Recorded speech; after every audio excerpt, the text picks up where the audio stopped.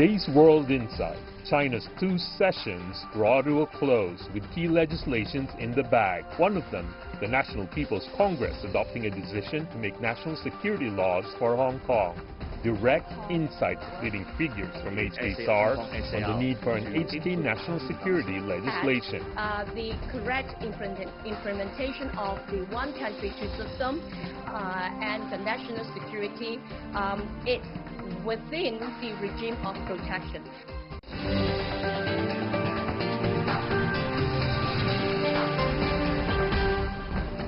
Hello and welcome to Way Into Sessions, a special program on the country's annual political season. The National People's Congress wrapped up its annual session Thursday at the Great Hall of the People in Beijing. The country's top legislature approved the latest government work report as well as an important legislation related to Hong Kong national security issue. Chinese Premier Li Keqiang also held a yearly media briefing, shining the spotlight on the government's work and also sharing China's perspectives with the rest of the world. Many people now say that the pandemic may not end in a short period of time and will continue for some time. Therefore, the international community faces a double challenge. On one hand, pandemic control, on the other hand, social and economic restoration. But these two are contradictory. Therefore, we now need to find balance between contradictions, move forward in explorations, and strengthen international cooperation. Whether it's fighting the pandemic or developing the economy, we need to work together to tide over this global crisis. Earlier, I was there at the presser. Here's my final take.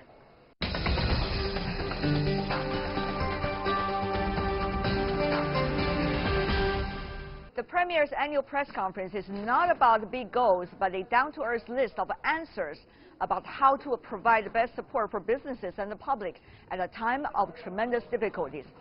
It is not about what, but everything about how. How to create 9 million jobs, providing training for the force with every means, and drawing inspirations from the early days of reform, and taking advantage of the hard-working spirit of the Chinese people. How to bring effective and timely support to businesses. 1 trillion special government bonds for COVID-19, 1.6 trillion bonds for businesses, and cuts in taxes and fees. How to fulfill the promise of the extreme poverty alleviation, precise measures in the works. And more food for thought, how to facilitate platforms for business communities from China and the United States to cooperate. It is not just at the press conference by the Chinese Premier, but throughout the 2 sessions this year, a pragmatic China facing up to difficulties and providing the best solutions. It has been taking several philosophical approaches. First of all, short-term pain, long-term gain. About Hong Kong, for instance, the decision on legislation regarding the national security of Hong Kong. In the short term, it might lead to some using it as an excuse to exert more pressure on Hong Kong and the motherland. On the long term, though, stability of Hong Kong, the freedom of ordinary people in Hong Kong is more important. Secondly, using crucial long-term principles to solve short-term problems. In the government work report this year, it talks about further reform and opening up in China to deal with some of the current economic challenges and difficulties. It is also going to exercise pragmatism in the sense that the planned economy is not the way to go. However, the government will also play a facilitating role, as sometimes the market is not the solution for everything, particularly at certain difficult times. Another thing, work for the best and prepare for the worst. For example, relations between economic growth and trade. International trade has been a pillar for the Chinese economy over the past 4 decades, exports particularly. But as the geopolitical situation changes, trade wars unresolved, and pandemic cutting off trade, how to maintain the critical role of trade with the rest of the world in China's economy while stimulating further domestic demands, tapping into China's vibrant consumer markets, and also researching and manufacturing products for Chinese consumers. All these pragmatic ways. It's a special year. It takes hard work, strong will, and wisdom for the Chinese and all the others working with China to survive and eventually thrive. I'm Tian Wei from the annual press conference of the Chinese Premier in Beijing.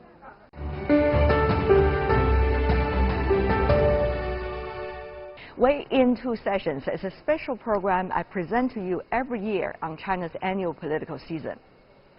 On Thursday, the National People's Congress adopted the legislation on establishing and improving the legal system and enforcement mechanism for the Hong Kong SAR. I have been talking to, over the past 1 week, many NPC deputies and CPPCC members coming from Hong Kong. Here are their views on Hong Kong and the legislation.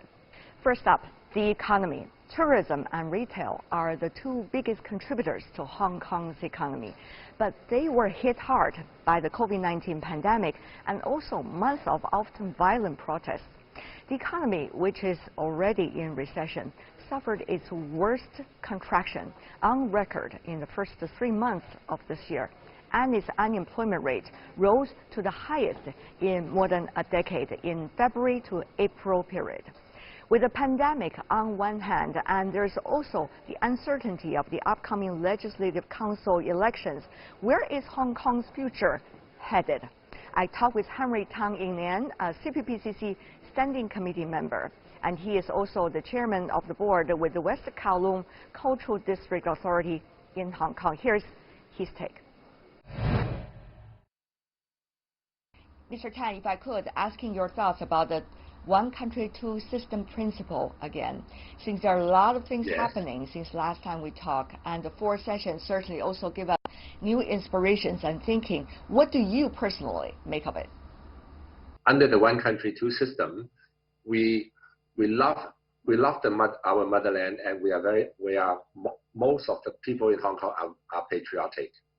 So there's no doubt that under one country that we can enjoy the advantages of two systems, where we have a convertible currency, we have an open and free society, we have an independent judiciary, and these aspects have placed Hong Kong in a very, very important strategic position, both financially as well as economically. So I have no doubt the one country, two system is the best way forward for Hong Kong. Secondly, I have every confidence that the Central People's Government will also believe that the one country, two system is the best way forward for Hong Kong, and they will adhere to the principle of the one country, two system. Thirdly,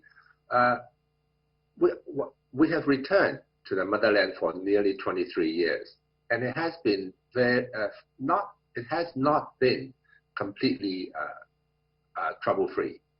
Together with the Central People's Government, we must be able to stand firm on our belief of the one country, two system. We must be able to formulate policies that are beneficial to both Hong Kong and to the Central People's Government. I have no doubt this constitutional arrangement is the best one for Hong Kong, and also I have no doubt this constitutional arrangement is also a system where the Central People's Government will adhere to strictly. Actually, there are several layers of challenges. Earlier, we already see unilateralism, nationalism, and also anti-globalizing trend. Later, there's the pandemic. There is also the China-U.S. trade war. And now we see, China, when it's rising, it is inviting different kind of opinions from different parts of the world. So how do you think, out of this quite complex and intertwined factors, Hong Kong can work with the motherland to brave the storm? I believe this pandemic is going to cause quite a lot of nationalism and also more unilateralism than in the past. It is understandable that many countries will want to pursue that path because the economies globally is going to take a very, very severe hit, probably the most severe hit that any one of us have ever seen in our lifetimes. If you put a sudden stop to the economy for weeks at a time or months at a time, it will cause the disruption of the supply lines, cause disruption of many of the manufacturing industries. It will cause disruption to many of the economic activities that all communities rely on in a globalized economy. So governments always will have the first priority is how to take care of their own people. But I think if I look ahead, I believe the globalization have caused the economies all over the world to be interlinked and mutually reliable upon each other. They will leverage their own strength to do what they do best in order to service not just their own community, but to serve the whole world.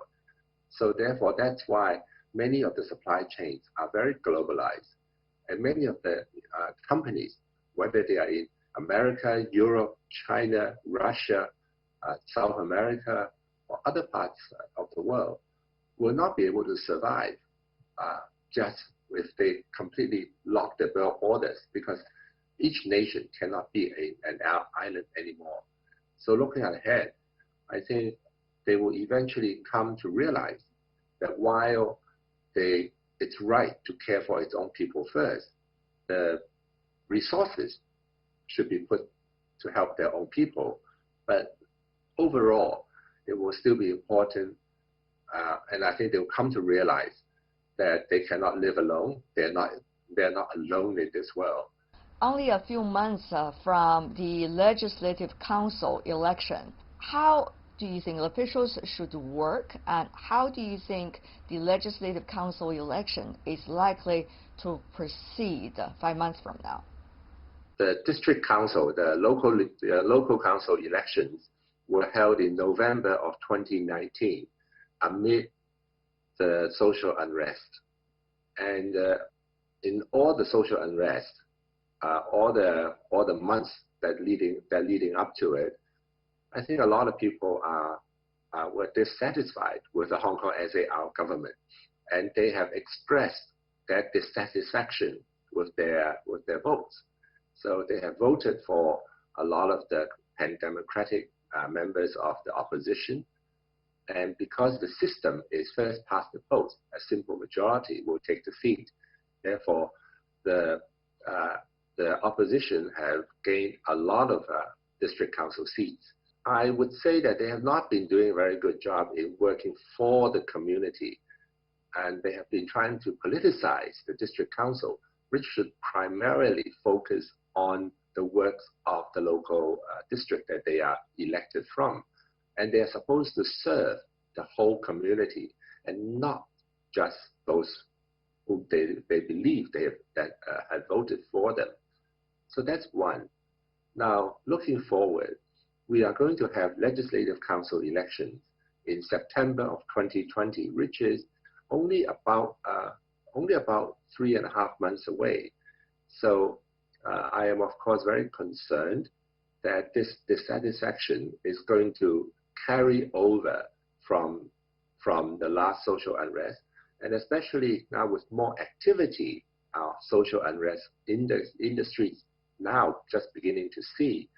I believe the opposition is trying to galvanize the community and remind them of the social unrest before, and ask them to continue with their futile efforts to take over the government as well as the Legislative Council. Their next target is to gain control of the Legislative Council. I believe the patriotic members of the Legislative Council and the community will have to work very, very hard in order not to allow them to do that. Before the onset of the coronavirus pandemic, Hong Kong was fraught with rising protests and violence on the streets. that still concerns over law and order and how Hong Kong SAR's economy bore the brunt of the social unrest. So an SAR NPC deputy, Raymond Han, minced no words, spelling out the need for legislation under Article 23 of the Hong Kong Basic Law. Here is his take on the remedy over national security issues. About the establishing and improving of the legal framework as well as the implementation mechanism for Hong Kong SAR for the national security issue. As a People's Deputy, what do you make of that possibility? As you know, the Basic Law was endorsed and promulgated by the National People's Congress dated back in April 1990. And at that time, we have the Basic Law, Article 23, stipulating that it is the constitutional responsibility for the Hong Kong SAR to implement a local legislation to give effect to preserving national security in 7 areas. Since the reunification in 1997, some 23 years have gone by, but still, as of today, the SAR government and SAR legislature have not been successful in enacting a national security law in Hong Kong in accordance with Article 23. And that is a political reality. But at the same time, looking at what happened in the past year in Hong Kong, has a very unstable situation in the community because of some radicals and the opposition have organized on-street demonstration and protests, and many of them actually have gone to violence and illegal acts. And that actually creates a huge concern in Hong Kong. And not only because it has broken the peace in Hong Kong, but also some of the protest requests is to go for independence of Hong Kong. And that is totally against one country, two systems. And that creates the concern in many parts of the community that the lacking of an effective national security legislation in Hong Kong would be a loophole in the legal system and also law enforcement system to preserve the national security of the whole country. But the political reality continues to be, in the foreseeable future, it is very difficult for the SAR government and for the SAR legislature to be successful in to give full legislative effect to Article 23 of the Basic Law. And therefore, the proposed decision, as announced at the opening session of the National People's Congress plenary session, actually has a draft resolution to be considered by all deputies of NPC to delegate or to authorize the Standing Committee of NPC to legislate a national law which would be applicable to Hong Kong through Article 18 of the Basic Law, and to focus on 4 areas that would jeopardize national security, not only in Hong Kong, but also the entire country. Mr. Tan, however, some been suggesting whether it is jumping over, in fact, the responsibility of the Legislative Council inside Hong Kong. What do you make of comments like that? I think the comment is not based on the actual facts. If we read the proposal carefully, it is clearly stated, first of all, it would not cover the entire range of areas or sectors that relating to national security in the current Article 23 Task Force 1. And it is also clearly stipulated that the current legislative initiative would not repeal and it would not substitute the Article 23 of the Basic Law. It has stated very clearly. And at the same time, the central authorities also state quite clearly that it remains to be the constitutional responsibility of SAR to enact a proper national security legislation in full accordance with Article 23 as soon as possible without any further procrastination in Hong Kong. So I think this new initiative would, first of all, to address the present and immediate need, and it is constitutional, and at the same time, it would not remove the duty and power of the SAR government to continue the work on national security legislation in full accordance with Basic Law Article 23. So I would say that would be in parallel, but the current initiative would provide a more imminent right. solution. What has happened in the past year, and would go, as I have just said, it would have gone a long way in alleviating some of the concerns of the various sectors of the Hong Kong community. There's another issue. Some suspect that the security mechanism or apparatus from the mainland is likely to be more operationable in Hong Kong as a result of this. What do you make of that? I think if we read clause 4 of the draft resolution, it has two parts. The first part actually would give a responsibility to the SAR government to set up a national security department or national security bureau to deal with all law enforcement matters relating to national security matters arising from the new national law to be promulgated by the Standing Committee of NPC. And at the same time, the relevant law enforcement agencies in Hong Kong will have to step up their enforcement power in this respect. So that's the first part. And the second part actually provide that the relevant National Security Ministry of the States Council could set up an agency in Hong Kong so as to ensure that the effective implementation of the national law in Hong Kong, probably through the new law enforcement agency to be set up by the Hong Kong government.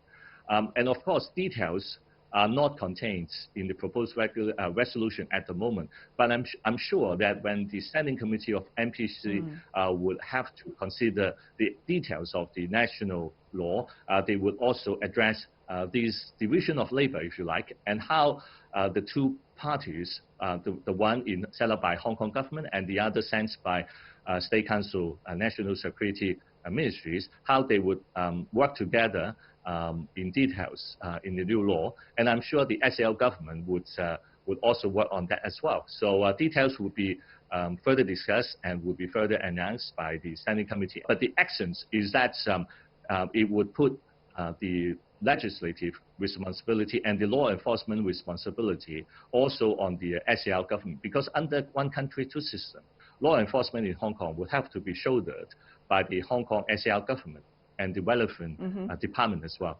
So I'm sure that this principle would continue to be the case. But of course, the national security will rise above not only applicable to Hong Kong, because Hong Kong is part of the whole nation, and national security is concerning about the whole nation. So the National Security Ministry of State Council would certainly have a role to play. But to what extent that particular role and function would they be playing would be subject to further discussion by the Standing Committee. Some suspect this would mean the end of the one country, two systems of Hong Kong. Do you think that this is really the reality? Well, if we look at the details, it actually follows exactly the one country, two system roots. The reason being that the relevant clause in the nation's constitution is Article 31 and Article 62 of our constitution. And also, the current proposal is for the Standing Committee to follow Article 18 of the Basic Law to endorse a national law, and then through attaching to Annex 3 to the Basic Law, and to be promulgated in Hong Kong SAR.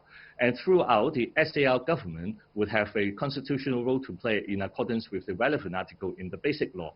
So Basic Law itself is the legal instrument to give full effect to one country, two system principle. And because the current initiative is to act in full accordance with the provision already provided for in the Basic Law, and also in particular Article 18 and Annex 3, that is another example of why one country, two system would work.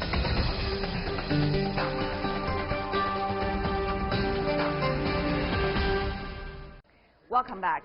What does the legislation on Hong Kong mean for the city's people and businesses, and why it is so important?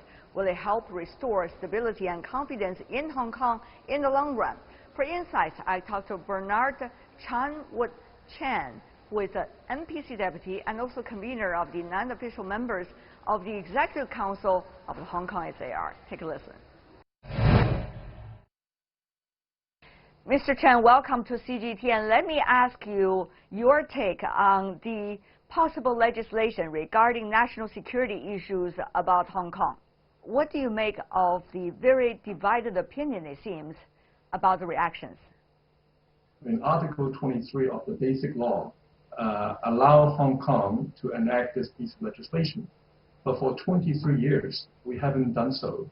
In fact, we did make an attempt back in 2003, but we did not manage to pass it. And so, this has been long overdue. And so, but the event happened last year.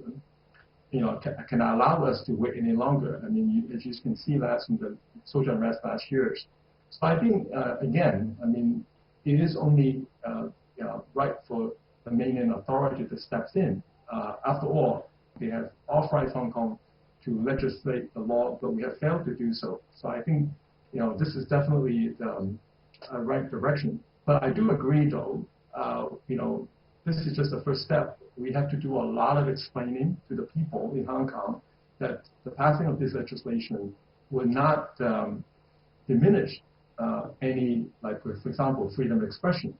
This has nothing to do with freedom of expression, right? So I think this is more about the national security interest that has to be, the most important to Hong Kong and to the country. Yeah. So I think, once this legislation is passed, I think, we have to find out the details, especially about the enforcement, how to enforce this piece of law. I'm sure it will be compliant with the law in Hong Kong as well. Mr. Chen, what do you make of how the Hong Kong HKSAR will proceed from here once the legislation comes into being, once the details are known? Once the decision is made, being put forward by the Standing Committee of the NPC, I'm sure the Hong Kong government will then have to promulgate this piece of legislation. When we first made the attempt back in 2003, one of the reasons why we failed to pass this law back then was that it was not enough explanation was made. People were very concerned about whether they were accidentally got caught in this piece of legislation. So I think once the law is in passed, we have to be very specific and to explain to people under what sort of conditions will allow and not allow, because I think that will clear up all these misunderstandings. So I think that's important, the next step for Hong Kong government to take forward. With the current situation of a challenging international environment for China as a whole, how would the Hong Kong issue, particularly national security related to Hong Kong issue, likely to play it out? Is Hong Kong ready for all possibilities? Yeah. The social unrest that took place last year in Hong Kong is a mixture of a couple of things. First of all, I think partly because Hong Kong is a free capital, very capitalist city, so we definitely suffer from the consequences of globalization, as well as these so-called winner-takes-all situations. So people in Hong Kong are frustrated that they feel that they've been marginalized. They feel that some of the advantages that they used to lead is no longer there. So I think they feel that they're under threat. Now with the issue, the rising of China and the U.S. continuously become an issue for Hong Kong. I think we were caught in the middle of all these things. And I'm sure with even COVID-19, clearly, I mean, China, and we've done much better in containing the virus than the U.S. So, and of course, you now see U.S. blaming China for not telling the U.S. early enough. So this kind of rhetoric will continue. And again, I think our decision to legislate this piece of national security law will give another excuse for the U.S. To point fingers to China, and they will probably, and they already have, in fact, raised suggestions to impose sanctions on China. It's certainly not helpful. In fact, it's going to even hurt. It's going to hurt not just us, but also the U.S. as well. So this is definitely no-win situation for everyone. But I can see why the reason they are doing that. With the election coming, and the tough economic and health situation in the U.S. So they need to find a scapegoat. They need to blame someone. So they certainly will point fingers to China, and Hong Kong will be an easy target for them. Mr. Chen, another question. The Legislative Council election is coming up. And this is a very different backdrop we're talking about when this piece of legislation likely to come into being. So once again, how do you see that combination? I think we were definitely going to see some short-term movements in Hong Kong. But I think for the long-term prosperity of Hong Kong, the passing of this legislation is probably is a good thing. So I think as soon as this bill is being passed, this law being passed, if there's enough explanation made to the people to allow them to understand the reason for passing this law, why this law will not affect the daily life, their daily lives. We hope that people are sensible enough not to behave differently in the way how they choose their legislators in the September election. I remember the first interview with you, that was 2007, 10th anniversary of Hong Kong's return to China. It was in Hong Kong. I remember very clearly it was a rainy day and later cleared up. Now, time flies. You and I have been having many conversations in between. I just wonder, as someone who has been very ardently supporting Hong Kong's future and also Hong Kong's relation with the motherland, what do you make personally of the realities now, and also personally where Hong Kong is going? Well, you're absolutely right. I've been involved in the politics in Hong Kong for the last 23 years since Hong Kong returned to the motherland. There's never been a moment without challenges. Immediately after the 97 changeover, Hong Kong was faced with the Asian financial crisis. Then in 2003, we faced with SARS, and then we have financial crisis in 2008, and obviously now we have our own social unrest together with COVID-19. So you understand, in each of that situation, Hong Kong managed to survive. We did it not just because just the will of the Hong Kong people. We survived because we have the motherland behind us. Each time, central government came in and gave Hong Kong that lifting hand. Of course, the challenge that we are facing today is much bigger. We have an external crisis we have to manage, the global economy, the trade war, and everything. But locally, we do have a problem. The inequality, to affordability, housing affordability. These are the same issues that many big cities, many residents in the big cities are complaining. So we just have to deal with it. Again, I'm still remain confident because again, we're not alone. First, we are not alone, and we have the motherland behind us too to resolve these issues together. I'm still very hopeful. But the coming years with COVID-19 certainly will definitely push the economy back for a few years. And let's just hope that the whole world can manage to find a vaccine soon and try to restore the economy back to where it was. It's going to be tough. Ever since the Chinese National Legislature announced the draft decision of the HKSAR national security legislation days ago, there have been accusations coming from some foreign politicians of so-called double standards and so-called hypocrisy. What's the true aim and nature of this legislation? Earlier, I talked to NPC Deputy Maggie Chan, who is also a lawyer in Hong Kong. Let's find out. Maggie Chan, welcome to CGTN. The legislation related to national security issues of Hong Kong that is now under discussion at the Standing Committee of the NPC, how do you think it is likely to have an impact on the freedom of speech, freedom of expression, and also the movement of the Hong Kong citizens? It will not have any adverse impact on the freedom of speech, the right to peaceful assembly, etc. Because the enactment is to improve and establish the legal system and the enforcement mechanism in Hong Kong so as to protect national security in Hong Kong. I must stress that it is in strict accordance with our constitution, our national security law of motherland, the basic law, the Bill of Rights in Hong Kong, and even the International Covenant on Civil and Political Rights.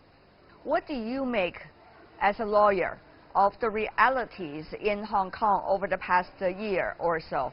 The division and the movements on the streets, and also even violence in public spaces. What do you make of it? The turmoil and the unrest in Hong Kong since the Occupied Central in 2014 and even the extradition amendment bill last year, there are a lot of underlying cause. The main underlying cause is the distortion of the extradition law amendment bill by the adverse and hostile force, both domestic and external.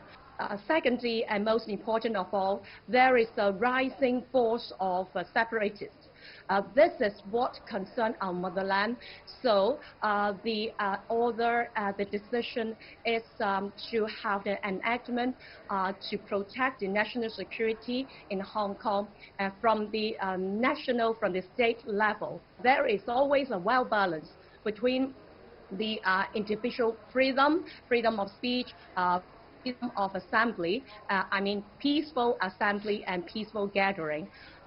According to the International Convention on Civil and Political Rights, the freedom and the rights that I've just mentioned is not an absolute one.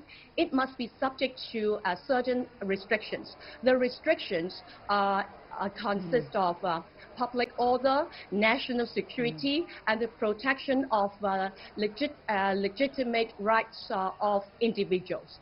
So it's in accordance with the law, because Hong Kong adopts and practice common law.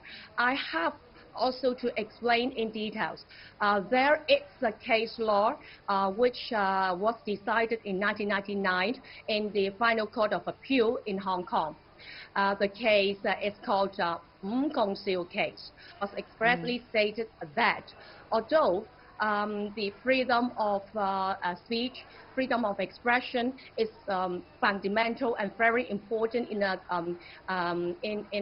society, but it's always subject to restriction, and public order is within the regime of the restriction.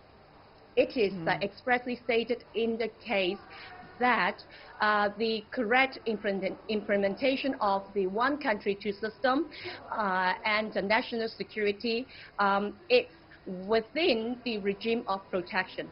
So it is always legitimate for our central government and the Hong Kong to impose restrictions so as to protect national security. Maggie, I know you've been very active in the earlier months, particularly related to the local council election. However, at this moment, it seems that that election result was not very much satisfying, at least to the so-called pro-establishment camp. So what do you make of the election itself, and how do you think the pro-establishment camp has learned its lesson? Well, I had been a district councillor in Hong Kong for about 16 years. And of course, I was not a candidate for the past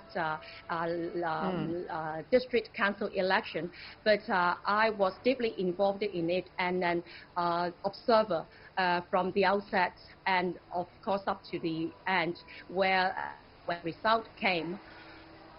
What I can say is the result implicates both the pro-government and the anti-government sides are not satisfied with the government of Hong Kong. What our pro-government camp, pro-establishment camp learned about that, it's the rule of law is so important to Hong Kong. Without the rule of law, we cannot have a fair election because in the past district council election, we were threatened by force, we were threatened by others, petrol bombs, and all kinds of intimidation. Not only the candidates were threatened by others and the hostile forces, the voters were frightened to vote for us. So in that case, if somebody advanced their political means and targets without regard to any law, then there would be no fair justice and a fair election. This is what we learned. So Maggie, what about now with this piece of legislation about the national security issues related to Hong Kong? Will situations get better, or Hong Kong will temporarily more be divided and also likely to be more violent than at least a few weeks ago? There is increasing national security risk. So first of all, if we wish to have a fair legislative election, we have to safeguard our nationality. No matter what's the result of the legislative election, either for or against the pro-government camp, the most important thing is to ensure national security, but not to ensure the seat for the pro-government camp in the legislature. This is the most important point. National security law is a must for every sovereignty. Foreign powers should not and must not adopt double standards. On the one hand, they are very cautious about their national security. They placed every single word on national security and takes national security's priority over everything. But why, when our motherland, China, wish to protect itself, use the law as a shield to protect itself? We are not allowed to do so. Why? National security is not a privilege for the foreign powers. We, China, has to protect itself by using law. We are here to rule of law. And that's all we have for this edition of Way Into Sessions. In fact, for this year's Way Into Sessions, our special coverage of the annual political season in China. On behalf of the team here at the Great Hall and the team back in our Beijing studio, thank you for watching. Bye for now.